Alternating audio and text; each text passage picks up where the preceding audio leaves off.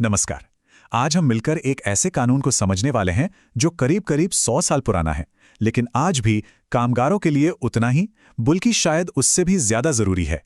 ये कानून है ट्रेड यूनियन अधिनियम 1926। देखिए, ये सिर्फ कुछ नियमों की किताब नहीं है। ये वो जरिया है जो कर्मचारियों को उनकी असली यानी सामूहिक शक्ति का एहसास कराता है। चलिए, एक सवाल से शुरुआत करते हैं। जरा सोचिए, एक अकेला कर्मचारी एक बड़ी सी कंपनी या किसी बड़े संगठन के सामने कितना टिक सकता है। ज्यादातर मामलों में शक्ति का जो तराजू होता है ना, वो एक तरफ झुका होता है।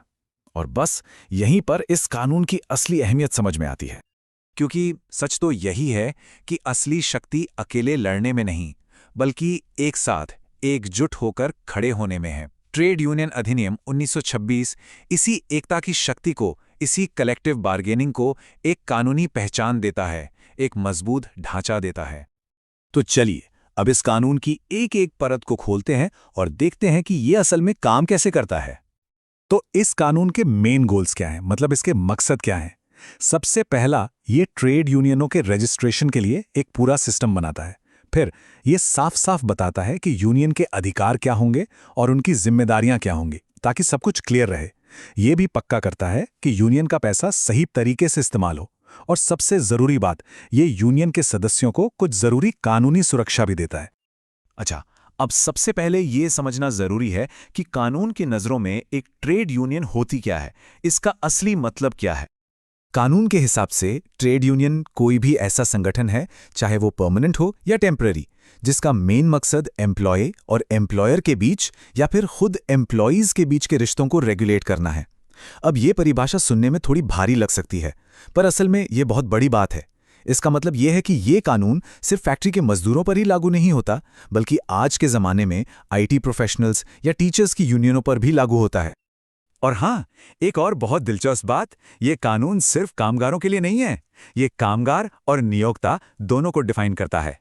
कामगार वो कोई भी इंसान है जो किसी भी तरह के काम में लगा है, और नियोक्ता वो है जो उसे काम पर रखता है। इसका सीधा मतलब ये हुआ कि मालिकों के संघ भी इस कानून के तहत एक यूनियन बना सकते हैं। तो ठीक है, एक ट्रेड यूनियन को कानूनी मान्यता मिलती कैसे है?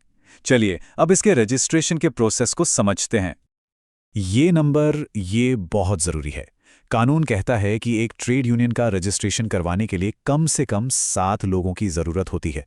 जी हां, सिर्फ 7 लोग मिलकर एक कानूनी तौर पर मान्यता प्राप्त संगठन बनाने की शुरुआत कर सकते हैं। ये एकता की तरफ पहला और सबसे जरूरी कदम है। प्रोसेस भी काफी सीधा है। एक एप्लीकेशन फॉर्म भरना होता है, जिसमें उन 7 या उससे ज्यादा सदस्यों के नाम और डिटेल्स होते हैं। इसके साथ यूनियन के नियमों की एक कॉपी लगानी होती है, मतलब यूनियन कैसे काम करेगी, उसके कायदे कानून क्या होंगे। फिर जो भी यूनियन के पदाधिकारी हैं, उनकी पूरी जानकारी देनी होती है, और बस ये सब तैयार करके रजिस्ट्रार के पास जमा कर देना होता है।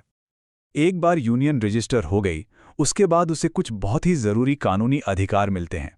चलिए देखते हैं कि वो क्या हैं। तो यहाँ जो सबसे बड़ी बात है वो ये है कि रजिस्ट्रेशन के बाद ट्रेड यूनियन सिर्फ कुछ लोगों का एक ग्रुप नहीं रह जाती, वो एक कॉरपोरेट बॉडी बन जाती है। आसान शब्दों में कहें तो कानून की नज़र में यूनियन की अपनी एक अलग पहचान बन जाती है, जो उसके सदस्यों से बिल्कुल अलग होती है। सदस्य आते हैं जाते हैं, पर यूनियन हमेशा बनी रहती है। इस कानूनी पहचान के साथ यूनियन को गजब की ताकत मिलती है। उसकी अपनी एक ऑफिशियल मोहर होती है। वो अपने नाम पर जमीन या ऑफिस जैसी प्रॉपर्टी खरीद सकती है, बेच सकती है।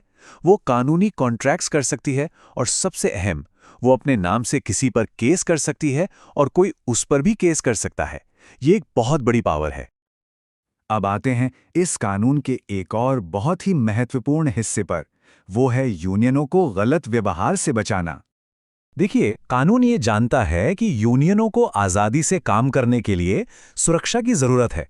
इसीलिए ये कुछ चीज़ों को अनुचित श्रम प्रथाएं यानी अनफेयर लेबर प्रैक्टिसेस बताता है और उन पर रोक लगाता है, ताकि कोई भी यूनियन की गतिविधियों को कमज़ोर न कर सके। और ये लिस्ट इस सुरक्षा को एकदम साफ कर देती है। कोई भी एम्प्लॉयर किसी कर्मचारी को यूनियन में शामिल होने से रोक नहीं सकता, या इस वजह से नौकरी से निकालने की धमकी नहीं दे सकता। सोचिए जरा, अपने हक के लिए आवाज उठाने पर नौकरी जाने का डर। ये कानून इसी डर को खत्म करता है। मालिक यूनियन को तोड़ने के लिए गैर कानूनी तालाबंदी नहीं कर सकते, वो यूनियन के काम में दखल नहीं दे सकते, और अगर यूनियन को मान्यता मिल चुकी है तो वो उसके साथ बैठकर बात करने से मना नहीं कर सकते। ये सारी बातें गैर कानूनी हैं। तो ये था ट्रेड यूनियन अधिनियम 1926 का एक जायजा। ये कानून भले ही 100 साल पुराना हो, लेकिन इसके सिद्धांत आज भी उतने ही सच हैं। और ये हमें एक बहुत ज़रूरी सवाल पे सोचने को मजबूर करता है कि आज के इस गिग इकॉनमी और तेजी से बदलते हुए वर्क कल्चर में ऐसे कानूनों की क्या भूमिका है और भविष्य में इनका क्या रूप हो सकता है। ये वाकई एक सोचने वाली बात है।